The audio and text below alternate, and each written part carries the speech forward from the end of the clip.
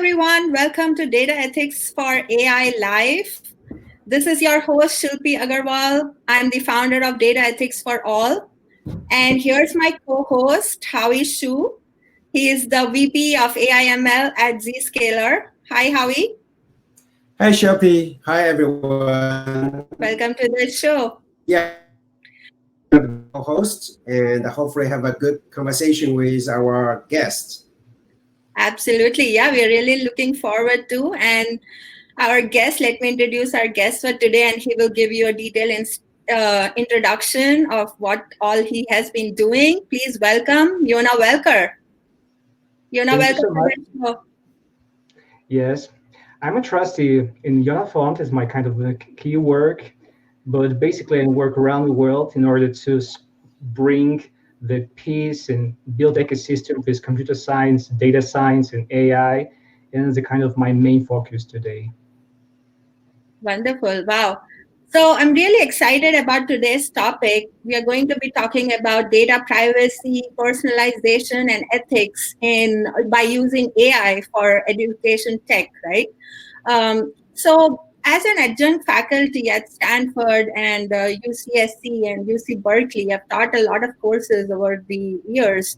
And this is a topic that's really close to my heart because there's just so much happening in EdTech. And AI is really revolutionizing this space, right? As you know. So let's jump right in. We have a lot to cover and a lot of questions for you, Yonah. And I'm sure Howie has a lot of questions too. And then we'll take questions from our audience as well. And for all of you who are joining us today from Facebook and Twitter and also from your Crowdcast Live, please submit your questions in Ask a Question section, and we will take them towards the end of the show. All right, let's get started. So, everyone, personalized learning is the big 4.0 industrial revolution, right? I mean, in personalized learning, what happens is that learning experience is designed with each student's specific needs in mind. So learning components like pace of learning, learning content, sequence, technology, instructional approach, and other aspects of learning are adjusted according to the needs and learning purpose for each student. So this is only possible because artificial intelligence is able to capture, aggregate, and analyze data from several different sources to build a unique student learning profile. So while this looks like a perfect learning scenario, what are some of the ethical challenges that you see, Yonah, for using AI in EdTech? It's a good question, and I would love to say that there are at least maybe 7 or even 8 challenges what I usually face. I would love to start with the beginning, and it's even not in ecosystem, and not even education, it's on the technical level and the level of the teams. I believe that one of the biggest problems we have today, people have a not really correct what AI is. They really think there's a kind of thing from the sci-fi movies, but in reality, just some technical guys who have some task about criteria, about how to rank some information in order to make some decisions. And I started my journey in data science around 2007. I worked with MySpace. It was before Facebook started to make a personalization. I use MySpace, yes. Howie, have you used MySpace before? Have you heard of it? Kind of. Some young people have no idea what it is, but it's huge. Yes, and at this period, I really wonder how to use personalization in order to predict the next big hit, because many artists try to use MySpace in order to promote themselves, and I start to wonder how to make it more closer to people, experience artists, how to make it closer. Mm-hmm. But after that, I started to think, what Another side tried to use this information maybe with different purposes. There are many challenges. And later, when I started to make my startups and personalization, one of the biggest challenges I face is the mindset of the technical guys. We call it the mindset of a coder. We're coder, not managers. This is not our information. We're just guys who make a code. We have no any right to influence it. We just have a task. It's a kind of a manifesto. We have it on the product level and technical level. And basically, uh, uh, our colleague from MIT just prepared a course in MIT that's called Data Ethic from Inventors and AI Creators. Basically, they share how you should treat your duty as a coder, as an inventor, no matter we build a stuff not in for education but maybe financial market. It's about responsibility. Because, for instance, when we have building a personalization for media market, we work with all of your data. For instance, we know your interest at Facebook, or, Twitter, what you read, what blogs you like, what your friends or family like, a level of a correlation of your relationship. And maybe you remember the scandal with Cambridge Analytica. Yes. And basically, we started to know amount of information like around 2010. We already know everything about people, and it was a huge amount of responsibility. And I think it was a moment when I had no idea about data ethic term at this period, but I started to wonder how to bring the product development process and technical process with a kind of a limitation for developers. So basically, it's a kind of the first stage and level I would love to bring to the table. Second challenge, I would say that is data consent in education and in learning environments. Usually, in after specifically a GDPR law in Europe, parents and kids, they have a right to choose what data we provide or what they decided to not provide. Yes. And on one hand is good, but at the same time, in this case, we can get less information to provide our service. Based on latest stats, around 40% of so-called AI startups are not able to provide actual AI. They have not enough data. It's a big challenge. And actually, when we're talking about predictive analytics and making some kind of decision with actually accurate, is it more about Amazon or Google scope? But it doesn't work for small businesses. It doesn't work for small institutions. We either need access to Amazon or kind of monopoly of data, Yeah. or we need what we call organic AI. There's a startup was called Another Brain. That we are working on the another approach to AI, but it's more kind of prototype level. But actually, amount of data is still the challenge. And at the same time, when we make our market more civilized in terms of agreement, privacy, for one hand, is a good. But on another hand, we get less information, and this challenge became even bigger. So in one case, in some cases, we can use collaborative filtering and like-minded approach in order to use similar people in order to interpolate information and maybe make it more and less efficient. But anyway, it's a huge challenge. The next level, I would say, is a decentralization. I believe we need to bring ownership on data.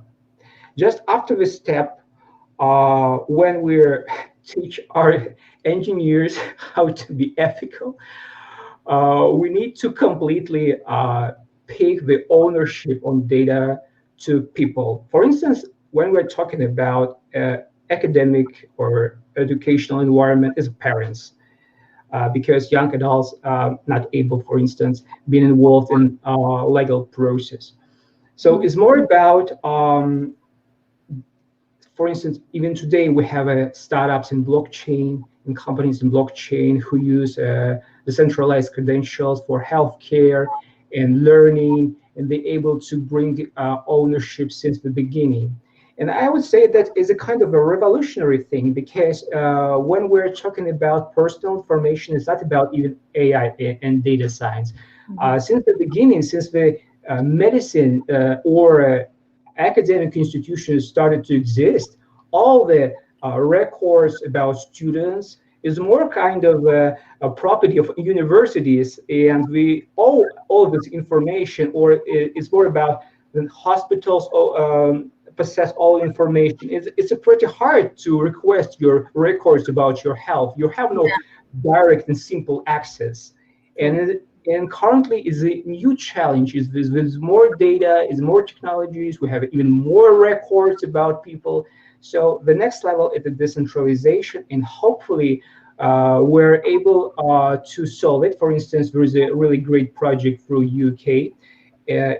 Is called Diagnosis Human Project. It allows to crowdsource the whole information that doctors get from patients in order to make it kind of the whole thing. The next thing that's really important is the unbiased approach. And I believe it is a kind of the biggest thing today, because it's not even about technology. It's not even about technical guys in you and me. It's really about society. There is a organization is called Algorithmic Justice League, and is dedicated to problem that AI or artificial intelligence, robotics, not able to accurately work with the women, people of color. There is some kind of an accuracy issue. But the problem is that it's not a problem of technology. We have a whole discussion about gender, about diversity. What is a woman? What is a man? What is a non-binary? Is a kind of an open question. And when we go to the technical guys, we say, like, women is a very concrete parameters. Technical guys are not philosophers. we're not gender studies experts. They need some kind of criteria. And we're not able to make AI unbiased until we have a final criteria about what is a woman, what is a man, what is a white, what is a person of color. And we're still not able to work with people in an efficient way. The next challenge, which what I say is a problem. Can I interrupt you 1 second, Yonah? So I think we are talking about all the challenges that are mostly related to AI in general, right? The gender equality, the biases, and all the so much data personalization, using social media to really understand and create a unique profile on the person. So these are all, no matter where AI is applied in any field, I think these are the challenges that we as a society and people who are handling data need to understand and think about. Are there any specific AI challenges related to EdTech that you have seen that you want to talk about? Yes, it's just my next point. Okay, cool. So I started from more basic because they universal for every industry, and after that more specific thing. So the first specific thing was what I call the problem of uncertainty, or based on my experience, when we work with young people, we need to keep too many things. On one hand, we need to provide them with an efficient zone. It's what is personalization is about, when experience is personalized to you. And we have some kind of an element of uncertainty. It's more about when kids interact with each other, or the whole experience is not so predictable. I would say it's an element of fluctuation that make our brain become smarter, because when everything is a completely personalized, it's what we call the bubble, information bubble. We always in the same kind of pattern of activities, and the whole content is personalized to me. Initially, I explored this phenomena when I worked for personalization for media. And we try to decide with my colleagues how we need to make a fluctuation to the process. Because when we make a personalization around particular criteria, in some point, person consume the same content or some kind of experience. It's the same. It's never became different. And it's really bad in terms of personal development. We should to add some kind of a random thing, so kind of fluctuation. So we need kind of mathematical formula or some kind of a fluctuation that will change with time. Yeah. So it's a kind of a challenge we have today. In our example, there is a startup from UK. As I remember, we tried to build what we call emotional IQ. It's really focused on educational environment. It's a bit different from startups like a Squirrel and classic adaptive learning, but I believe it's still more kind of a sci-fi. I believe based on what I have, like even for just adaptive learning, we have no enough data, just for pretty basic stuff. We don't have. What? We don't have enough data for adaptive learning? In order to make it really efficient, I would say, in order to actually replace teachers with adaptive learning. Replacing teachers is a long time away. We do need teachers. And, I believe, let me explain. My perspective, my vision is to make stuff what works. I don't want to build marketing toys. Like we build some kind of a adaptive learning thing. Mm-hmm. I actually work with kids and teenagers. And I basically represent both sides as a lecturer. And for me, adaptive learning in flipping classroom is my tools as well. So I really would love it works. AI is a kind of my company, Yonah is my friend or is my coworker. And if it's not able to actually complement my work, it means it just doesn't work. It's not okay. So when I say that we have no data, it means that it's still not efficient enough.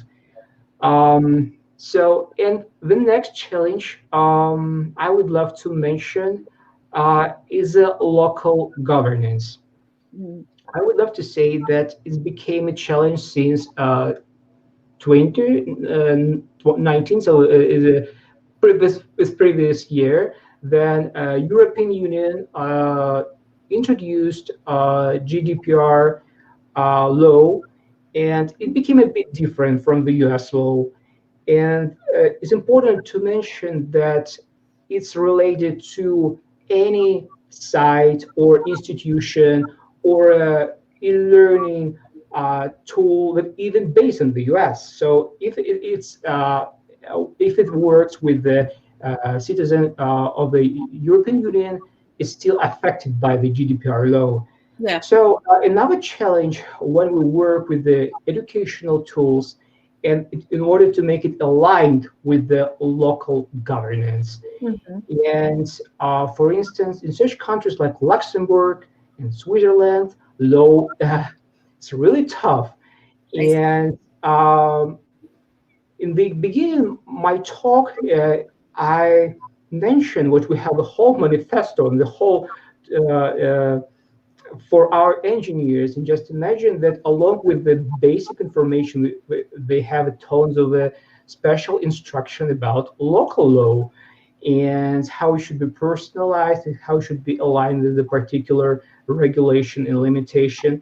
And actually it's a problem because we still haven't enough clarity. At some point, it's very close to U.S. Law. In some point, it's a bit different. And at some point, we got letters from a European Union institution that we should work in different way. It was a kind of a challenge. And I believe we actually need more clarity. And one of the greatest things we have here is an open, is a data ethic and AI agencies like Ethical Institute in the UK, or like Stanford Human-Centered AI. We need more organization where share e-learning materials, events, and actually clarify particular laws, how we need to introduce with feature, how we need to work with a particular experience or type of students is very challenging. I think it's one of the what's the main point I would love to mention it. Yes. Howie, do you have any questions you would like to ask or follow? Not as much yet, but I'm kind of, curious. Do you have any observation? Maybe this is a little bit further down. You can discuss. Like, you mentioned that you live in Russia. Anything specific to Russia than the general Europe and then US? I'm just curious. So, in terms of privacy and EdTech, you mean, or in general? Yeah. Just how the country is dealing with this. Is there any difference, or is there any more particular considerations, I guess? For data ethics, you mean? Yeah, general perspective or regulation or. Yes, it's important to mention that I've never worked in this country, and I'm mostly sometimes located physically. And I would say that 90% of my work is either US and is a European Union. And European Union.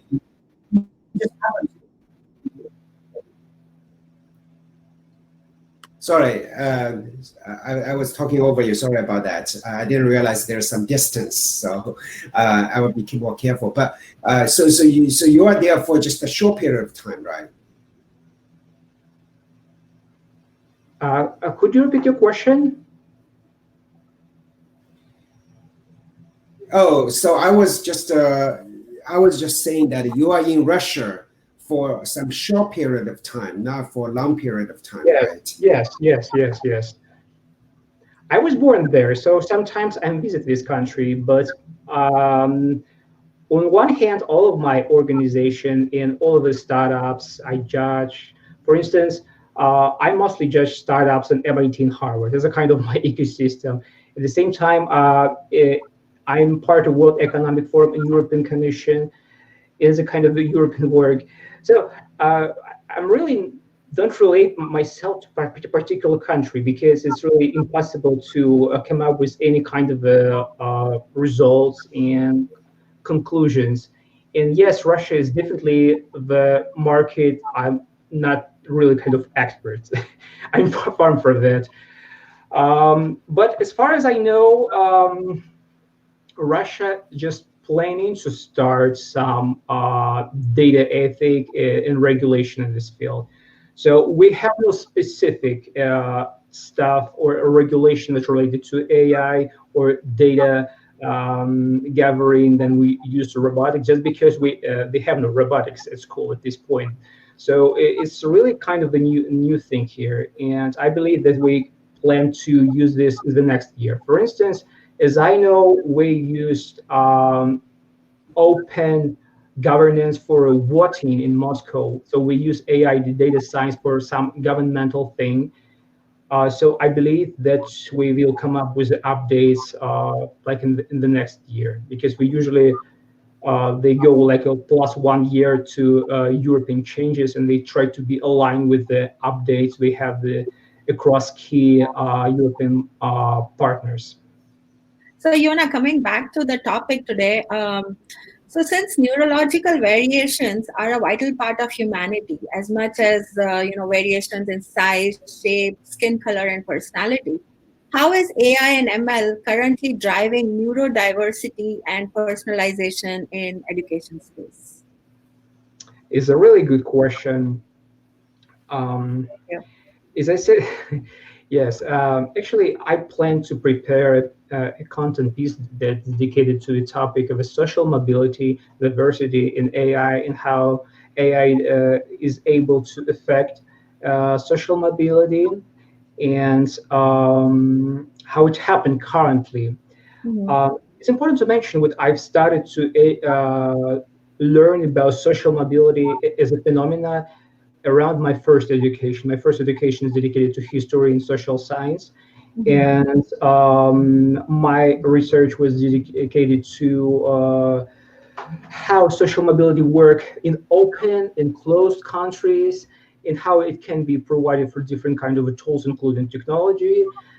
In this period, it was mostly kind of a theory, but I became passionate about this topic many years ago. Currently, I have the following attitude and opinion in regard to this topic. On one hand, AI can greatly empower diversity, but we need became very clarified about several things. Mhm. First, what is what talent is? It's still a kind of open question. Sure. Second, what is intelligence is?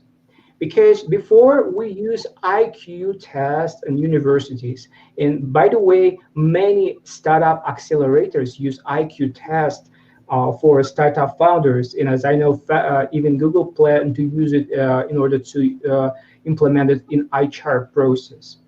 But Okay. anyway, we have no the joint and the same opinion regarding this topic. What is IQ? What is emotional intelligence? Yeah. Uh, and how exactly it works? Because there is opinion which there is no emotional intelligence is closely correlated with the overall level of intelligence. There is a many researchers that make a correlation between situation, external environment, and people intelligence. There is a great research by David Schenk. He's the author on the book Data Smog, and after that, he published a book that's called Genius Inside or Genius Within. Um, by the way, he was a huge inspiration between one of my companies dedicated to information overload problem, and his first book was published in 1997, and we have created our company around 2010. And he stated, for instance, that intelligence is a very volatile thing. For Mhm. instance, if we True. deal with the constant stress, depression, fails, it affect our conditions, it affect our intelligence. So if, for instance, we measure Yeah. student performance in particular moment that, for instance, this kid come through some bad things in family and problems, his intelligence, cognitive ability, it's not so high, but it doesn't mean that That he's these not. kids have no talent. And Yeah. it's a huge problem how to define the moment, how to define the whole the criteria of the external elements. So when I started my talk, I mentioned when we have a bias regarding AI in terms of a color, in Yeah. terms of a gender. But even here it's a pretty simple because at least we have not so many genders. But when we're talking about talent, intelligence, there is just a numerous amount of criteria, Yeah. and we're just not able even to tackle it and understand how exactly person come through with all the part of these things. And basically, which what neurodiversity is about. For Mhm. instance, I'm a person that have a neurodiverse spectrum. Mhm. I'm capable of complete self-learning process.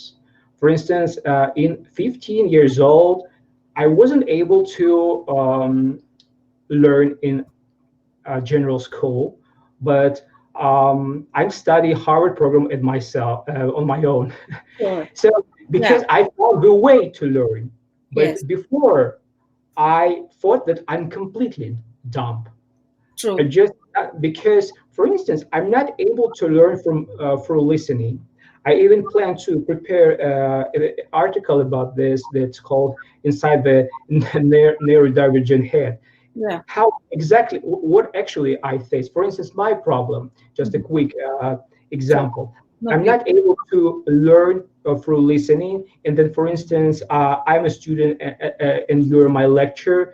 I just don't, I'm not able to listen efficiently.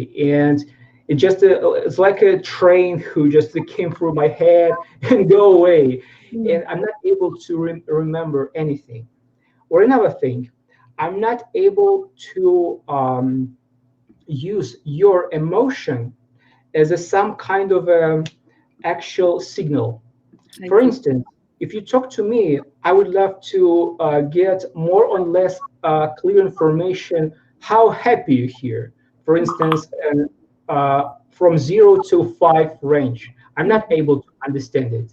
And for Okay. instance, you tell me, Yonah, I'm happy on 5 grade, and I would love to make this stuff. So I'm very close to how my machine learning works. I Mm. need information, very clear information. I need data sets, what to do in kind of schemes, and I needed around 10 years in order to understand how exactly to educate myself. And Yeah. what's what I try to bring to the students, and the challenge with AI is the same. We need to understand how different students deal with information, learning, memory, um, because there's many things we're not able to understand. Because, for instance, there is an emotional problem. For instance, some students are more active, they kind of activist, and we can demonstrate knowledge even though we are not really smart, just because we are more dominant is a kind of a mindset. At the same time, some shy students, True. they are more depressed, and we need different approach to them in order to actually measure. Basically, I use some approaches. Then I build internship programs for my students. I build talent programs around the world, and basically, our current foundation was built around finding underrepresented talent. I created the forms in order to screen people around different countries. And basically, we explored two Nobel laureates, one from Middle East and one from India. And we try to understand how exactly talent work. Sure, it True. was a kind of a first attempt. It's not 100 accurate, but it's a very challenging. And I believe we need at least like 10 years in order to bring we whole more or less accurate criteria for intelligence, for talent, for cognitive ability, and I believe it should be more or less dynamic. It's not about just tests. It's about some kind of a period of experiments for autonomous work. For instance, I use independent work for students very actively. Yeah. Now, we just try to create independently without any kind of a pressure inside. Because, for instance, just yesterday, I mentored teams in Israel. It's a very important experience in terms of neurodiversity and how AI can work for different kind of diverse students. Okay. There's always more active students who are kind of the leaders. For instance, we had a team which was focused on climate change. We were two boys, we were coders, engineers, and we were two girls, more like kind of a social science, and they were obviously shy, and guys obviously dominate over them. Okay. And at some point, I wasn't able to actually realize the contribution of this girl to the project because they had no chance to express Voice. themselves. Yeah, And which is why I needed to go in more personal way to pick them individually, to talk to them, or and create some kind of a sub project for them I see. in order to create a personalized work, how we see the project. Because over the whole process, guys say, we see this project in this way. We need to create it in this way. And we started to cut and make it everything very quickly. And girls just, Let's go okay, out. Yeah. okay. So we need to create personalized experience. How we see this project maybe is different. Maybe it's completely different.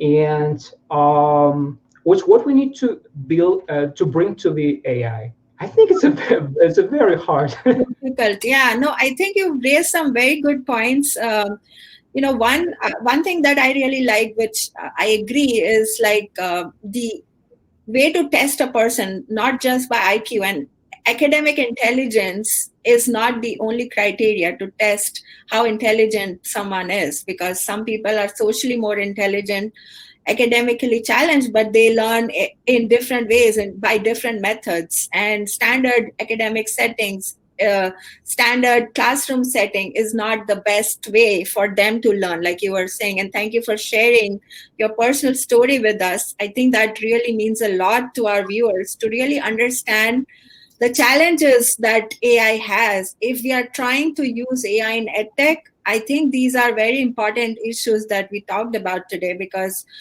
personality traits, diversity, neurodiversity, intelligence, those are all very abstract concepts. And to be able to use AI, it has to be quantified, right? It has to be data analyzed, quantified. That's how AI works. And so these taking these abstract concepts that are qualitative sort of, and to make them in a quantitative form, I think is a big challenge. And that bridge somehow has to be built so that we understand and create one-on-one programs for students who are um, introvert versus extrovert, who are able to express their ideas, versus students who have great ideas but they are not able to express themselves for whatever social economic background, whatever they have been told in the past, whatever they believe in, right? We need to break those barriers. um, I think these are some great, I mean, we don't have solutions for them yet, but through these platforms like this, through talks like this, through people like you who have actually worked with students in this space, we are raising important questions for tomorrow and today. So I think that's great. That's all the time we have today. If I would like to take some questions from the audience, if I don't see any questions yet. I would encourage you guys to please submit the questions before we end the talk so that we can start taking the questions. Ramesh has a question, Yonah, if you want to take that. He says in the 80s and 90s, where the availability or lack of created a digital divide, and today again, it'll be AI divide. Oh, yeah, he's saying that in the 80s and 90s, the divide was created because we had a lack of data. And today the divide is created because we have too much data and we are using AI to solve those challenges. And we also have lack of infrastructure to solve them. Yes, I agree. I believe my I would love to say what's my whole journey in terms of in my personal education. It's really I started as a social scientist. At the same time, I jumped to data science. In my opinion, what in your point is that currently we have a problem, and it's mostly in the social science field.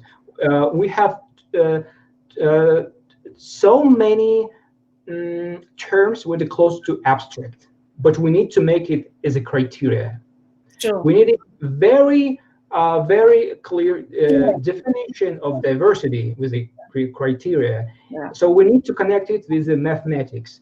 And for instance, what some organizations just start to do in UK and US, like a data science for good, is Mhm. using data science in connection of a social scientist, people from statistics, and connection them with the mathematics, which what we need to make, because there is a problem that social scientists tend to go to more political direction, and tech just make products. I see. And after that, we started to connect it, but it's very hard because we need to connect them from the beginning, and that's what I see. I see. That's an interesting idea. Yeah, I think there's value in it. All right. So thank you everyone for joining us today for Data Ethics for AI Live. And if you want to continue the conversation, want to keep in touch with more events like this, please join the Data Ethics for All community. All of us, Yonah, Howie, myself, we are all part of the community. We are there to answer questions and continue this conversation. I think important part of this effort and mission and this initiative is that we continue this discussion and come up with solutions together. So thank you, everyone. And thank you, Yonah and Howie, for joining us and all our viewers today. Have a great day. Bye-bye. Thank you so Stay much. safe.